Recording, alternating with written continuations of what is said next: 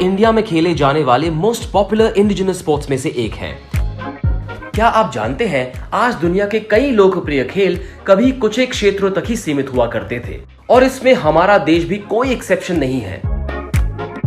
हमारे देश में भी कई स्वदेशी खेलों ने जन्म लिया है जो मुख्य रूप से देश में अलग अलग एरियाज में खेले जाते हैं और ऐसा ही एक मजेदार गेम है खो खो। खो खो एक लैटिन और संस्कृत भाषा का शब्द है जिसका मतलब है गेट अप एंड गो, यानी हिंदी में कहें तो उठो और चलो। ये एक रन और चेज वाला गेम है जिसमें एक टीम भागती है और दूसरी टीम उसका पीछा करती है। जो भी टीम तय समय के अंत तक ज्यादा खिलाड़ियों को टच कर पाती है उसे ज्यादा पॉइंट्स मिलते हैं और वो मैच जीत जाती है। लगता है ये स्पोर्ट हम में से उनके लिए भी बना है जो इररिस्पांसिबली खो खो के खा के अनफिट हुए जा रहे हैं, है ना? देखिए, बेसिक इंफॉर्मेशन तो मैंने आपको बता दी। अब बारी मेरे अगले मिशन की। क्या है वो मिशन? अब मैं आपको इस स्पोर्ट की हिस्ट्री बताऊंगा जिसे जानने और सुनने के बाद आपको ना सिर्फ खो खो में इंटरेस्ट बढ़ जाएगा बल्कि हिस्ट्री भी पसंद आने लगेगी। या बिलीव मी। क्या हुआ, यकीन नहीं हो रहा है? तो ध्यान से सुनो।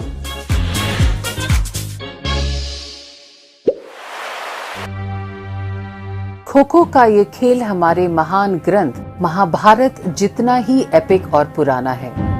महाभारत में कौरवों और पांडवों के बीच हुए युद्ध के 13वें दिन कौरवों के गुरु द्रोणाचार्य ने चक्रव्यूह की योजना बनाई।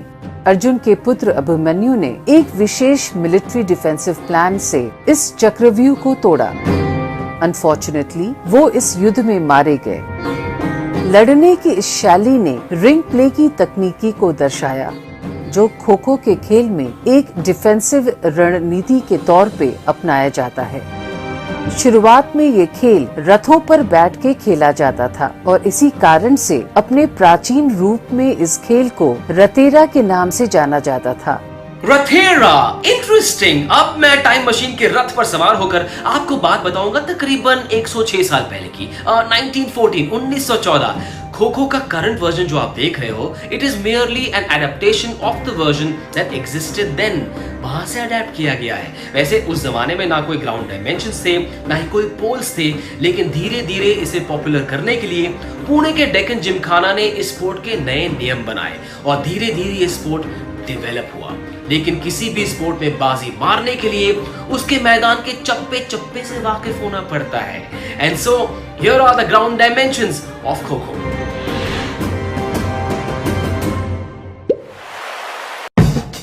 खो खो का खेल इंडोर या आउटडोर कहीं भी खेला जा सकता है और इसका मैदान रेक्टेंगुलर शेप का होता है। मेन, वुमेन और जूनियर बॉयज और गर्ल्स के लिए फील्ड का डायमेंशन होता है 27 बाई 16 मीटर, जबकि सब जूनियर बॉयज और गर्ल्स के लिए फील्ड का डायमेंशन होता है 23 बाई 14 मीटर। सेंटर लाइन के दोनों एंड्स पर स्ट्रॉन्ग वुडन या फाइबर मटेरियल का पोल होता है जिसकी हाइट 120 से 125 सेंटीमीटर की होती है और डायमीटर 9 से 10 सेंटीमीटर का। दोनों पोस्ट को जोड़ने वाले रेक्टेंगल को सेंट्रल लेन कहते हैं जिसकी विड्थ 30 सेंटीमीटर की होती है। एंड लाइन और पोस्ट लाइन के बीच का एरिया फ्री जोन कहा जाता है। मेंस, वुमेन्स और जूनियर बॉयज और गर्ल्स कैटेगरी में 35 बाय 30 सेंटीमीटर्स और जूनियर बॉयज और गर्ल्स कैटेगरी में 30 बाय 30 सेंटीमीटर्स का एरिया जो सेंट्रल लेन और क्रॉस लेन के इंटरसेक्शन से बनता है उसे चेजर ब्लॉक कहते हैं। अब जब आपको इस खेल के मैदान के डायमेंशंस पता है तो क्यों ना रूल बुक को भी देख लिया जाए।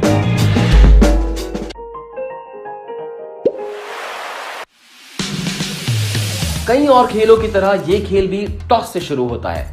मैच स्टार्ट होने से पहले रेफरी की मदद से दोनों कैप्टन्स के बीच टॉस होता है और टॉस जीतने वाली टीम डिफेंड या चेज करने का फैसला करती है। चेजिंग टीम के मेंबर्स फील्ड के बीचों बीच एक रो में बैठे होते हैं।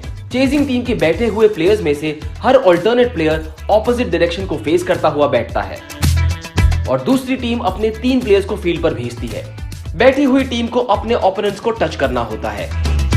9 मिनट की इनिंग्स के बाद पोजीशंस चेंज होती है और रन करने वाली टीम चेस करती है और जाहिर बात है कि चेस करने वाली टीम रनर बनती है। चेस करने वाली टीम के प्लेयर एक ही दिशा में भाग सकते हैं और इसलिए उनका काम होता है रनर के सबसे करीब वाले सिटर को खो देकर उसे रनर को टच करने का मौका देना। एक चेजर चेजिंग करते हुए अपने टीममेट्स को मैक्सिमम पासेस यानी खो दे सकता है। 9 मिनटों की 4 इनिंग्स के बाद जिस टीम ने तय समय में अपने चेजिंग के दौरान ज्यादा प्लेयर्स को टच किया हो, वो टीम मैच को जीत जाती है। फन फैक्ट, 1936 में ओलंपिक्स खेलों के दौरान पुणे की एक टीम के द्वारा खो-खो का खेल पहली बार बर्लिन में प्रस्तुत किया गया था। इस खेल में भारत की पहली नेशनल चैंपियनशिप आंध्र प्रदेश के विजयवाड़ा में 1960 में खेली गई थी। खो-खो की हिस्ट्री बता दी, खो-खो खेलते कैसे ये बता दिया, लेकिन यार is there a secret to winning in this sport? ये तो बताओ कि जीतते कैसे हैं? हाँ, है कोई सीक्रेट? है, किसी को बताना नहीं।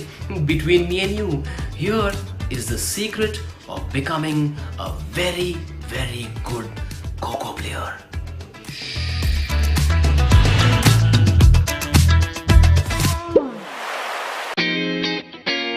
आप जितने स्किल्ड होंगे, आपकी टीम का पलड़ा उतना ही भारी होगा। डायरेक्शन चेंज करने का डिसीजन सबसे इंपॉर्टेंट स्किल्स में से एक है और इस स्किल से पता चलता है कि आप कितने तेज और चौकस हैं। चेजर का एकदम चुस्त होना जरूरी है और उसमें तेजी से भागने की काबिलियत भी होनी चाहिए। ये सिर्फ एक रिले नहीं है, इसमें single chain running, zigzag running और स्ट्रेट रनिंग शामिल होती है। डिफेंडर्स में 3 चीजें होना बेहद जरूरी है: स्पीड, फ्लेक्सिबिलिटी और रिफ्लेक्सेस। गेम को एक्टिव रखने के लिए डायरेक्शन चेंज करते समय डिफेंडर्स के रिफ्लेक्सेस उन्हें काफी काम आते हैं। चेजर्स डिफेंडर्स के ओपोनेंट होते हैं और उनका काम होता है डिफेंडर को छूना। चेजर्स को हर वक्त डिफेंडर के ऊपर कड़ी नजर रखनी होती है। ये अपने साथी टीममेट को एक परफेक्ट खो देने में सहायता करते हैं ताकि डिफेंडर को छू के पॉइंट हासिल किया जा सके।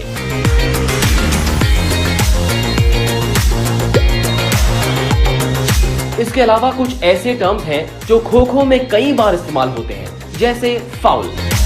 खो-खो में फाउल्स कई तरह के होते हैं, जैसे चेजर का डायरेक्शन चेंज करना, या फिर सेंटर लाइन के ऊपर से जाना, या फिर बैठे हुए चेजर का एक कोर्ट को फेस करना लेकिन दूसरे कोर्ट में भागना, या फिर खो मिलने से पहले उठ जाना, या फिर चेजर का खो पास देने के लिए खो ना कहना, या फिर कोई और वर्ड बोलना। उसके अलावा चेजर का जानबूझकर रनर को अग्रेसिवली टैकल, किक, पंच या पुश करना भी फाउल माना जाता है। Control sprinting, dodging, diving, pole dive, tapping, covering, post turning, ये कुछ ऐसे टर्म्स हैं या फिर कहें कि कुछ ऐसे स्किल्स हैं जिनका खो-खो में इस्तेमाल किया जाता है। और जाहिर बात है, जो टीम इन स्किल्स में बेहतर है उस टीम की जीतने के चांसेस ज्यादा है।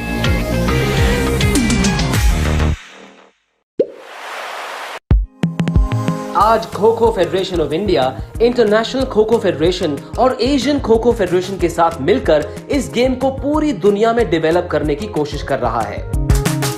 श्री राजीव मेहता, श्री सुधांशु मित्तल और श्री MS त्यागी की एबल लीडरशिप की बदौलत आज खो-खो का ये खेल भारत की हर एक डिस्ट्रिक्ट में खेला जा रहा है। भारत का ये ट्रेडिशनल खेल आज 25 से भी ज्यादा देशों में काफी पॉपुलर हो चुका है। खो-खो के कुछ रीसेंट माइलस्टोन्स की बात करें तो दिसंबर 2019 में इंडिया की वुमेन्स और मेंस दोनों ही टीमों ने काठमांडू में खेले गए 13 साउथ एशियन गेम्स में गोल्ड मेडल हासिल किया।